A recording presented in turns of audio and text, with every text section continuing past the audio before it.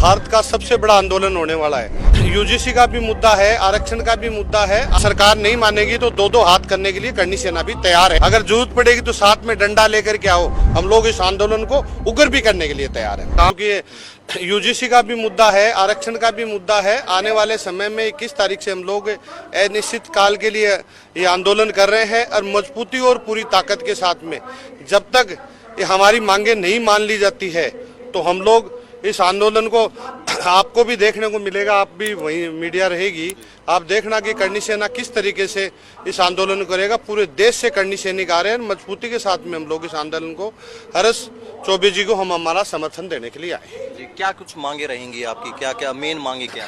Main मांगे तो यही, आपको यूजीसी के बारे में हो गया, आरक्षण के बारे में हो गया। आरक्षण के अंदर आप देख रहे हो कि इसके अंदर हम नहीं कहते कि पूरी तरीके से हटाया जाए, लेकिन इसके अंदर चेंजेज किया जाए। बहुत सारी चीजें हैं। वो आरक्षण का भी जो हमारी मांगे होगी, अभी मीटिंग चल रही है, उसके ऊपर पॉइंट बनेंगे, उसके बारे में आपको सारी चीजें हम लोग बताएंगे। आप कह रहे हैं कि अनिश्चितकालीन चलेगा आंदोलन, तो क्या जंतर मंतर पर जाकर बैठ जाएंगे, बिल्कुल उठेंगे नहीं? जंतर मंतर पर बैठ जाएंगे, हमारे करनी सैनिक भी खड़ी रहेंगे, सर्वे समाज के भी लोग रहेंगे और पूरी ताकत के साथ में। आप लोगों ने देखा होगा कि करनी सेना किस तरीके से आंदोलन करती है, मजबूती के साथ में। भारत का सबसे बड़ा आंदोलन होगा।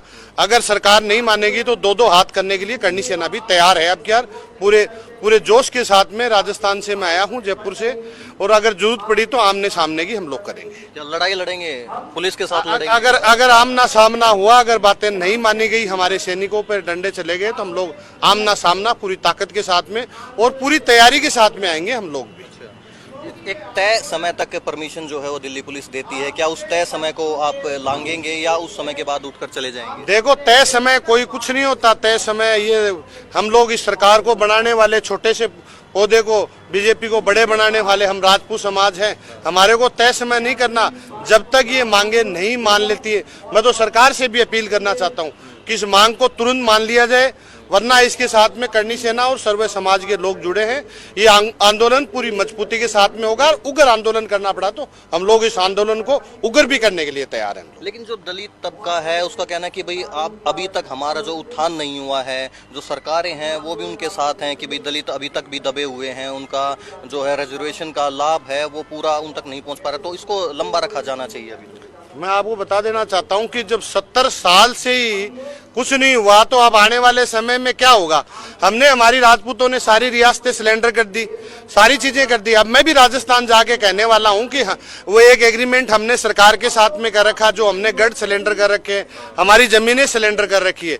जरूरत पड़ेगी तो हम लोग वो एग्रीमेंट कैंसिल करके हमारे वापस से हमारे गढ़ और हमारी जमीनें हम लोग पोजीशन में लेंगे। कौन सा एक बात है, ये बाबा साहब भीमराव अम्बेडकर जी को पढ़ाने वाला एक बैरिस्टर बनाने वाला भी एक राजपूत था। महाराणा प्रताप की सेना में लड़ने वाले भी भील समाज के लोग थे। कहाँ जातिवादी थे? हम लोग भगवान राम के वंशज हैं। हम लोगों ने, भगवान राम ने सबरी के जूठे हुए बेर खाए ना, तो कहाँ पर ये सारी सरकारें करती है। हम दिखा देना चाहते हैं कि आने वाला समय मजबूती के साथ में काम नहीं होगा तो इन सरकारों को उखाड़ के फेंक दिया जाए। लेकिन लोकतंत्र में जो संख्या है, संख्या का बड़ा प्रभाव पड़ता है। संख्या जो है वो दलितों की ज्यादा है, वोट्स उनके ज्यादा है, तो क्या लगता है आप सरकार को झुका पाएंगे?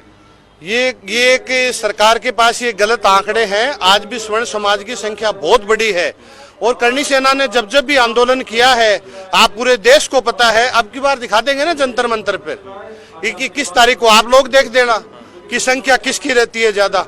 पूरी मजबूती और पूरी ताकत के साथ में हम लोग रहेंगे। अब हमारे पास 7-8 दिन है। हर्ष के साथ में हम लोग, अभी थोड़ी देर में मैं बैठ के मीटिंग करने वाला हूं और इसके ऊपर पॉइंट बना करके पूरे भारत के करनी सैनिक और श्रवण समाज से आह्वान करूंगा कि पूरी मजबूती के साथ में, अगर जरूरत पड़ेगी तो साथ में डंडा लेकर के आओ। अगर आमना सामना भी करना पड़ा तो पूरी मजबूती के साथ में चैलेंज कर रहे हैं आप सरकार? चैलेंज पूरा का पूरा, अगर जरूरत पड़ेगी तो। करनी सेना ने पहले भी किया है और 21 तारीख को भी करके दिखा देंगे। चैलेंज कोई हमारे से बड़ा थोड़ी होता है। चैलेंज कर रहे हैं हम लोग, आपके मीडिया के माध्यम से कर रहे हैं। अगर ये नहीं हमारी मांगे मानी गई तो आपके यार दिखा देंगे करनी सेना और राजपूतों में क्या ताकत है। हमने पहले भी हमारी ताकत दिखाई है। हजारों गर्दनें कटवाने की ताकत रखते हैं तो लाखों गर्दनें काटने की भी ताकत रखते हैं। हम लोग आर पार के मूड में, अगर हमारी मांगे नहीं मान ले, ये कॉकरोच हैं जो दो कॉकरोच अगर कर सकते हैं, जब से कुछ कर सकते हैं, झुका सकते हैं, तो जब शेरों के बच्चे आएंगे तो आप देखना। और शिव सिंह शेखावत एक पूरी ताकत के साथ में आएंगे, मेरे बारे में पता कर लेना।